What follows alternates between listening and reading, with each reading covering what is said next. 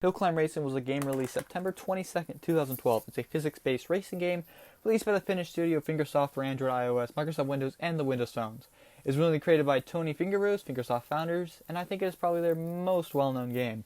You start off the game in a Jeep driving through the countryside as a hillbilly named Bill Newton. You collect coins, which you use to buy new vehicles, upgrades for your vehicles, and new stages.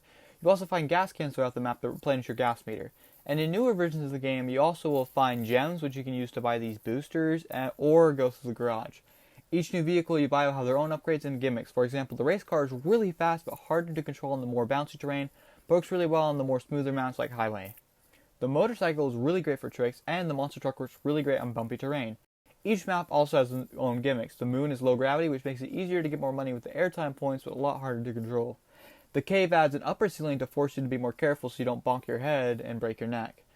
Mars combines both the concept of the moon, making it harder to control your car because you kept just going and just stuck in space, and as the cave portion, which makes it a lot harder since you can't control your car, you also have to bump your head, which just makes it a lot harder. I feel like the original Hill Climb Racing is definitely one of my favorite games. Even though Hill Climb Racing 2 has released, they still updated the game, which is kind of crazy. Added a lot of new things like boosters, a car customizer, lots of new cars and stages. Now, I used most of the footage from the 2012 version, so a lot has changed from 10 years. But even then, I feel like just the game itself, even in its most primitive state, is one of my favorites. I do feel like the beginning can feel quite grindy. I saw a YouTube review, not a YouTube review, but a Google Play review on that.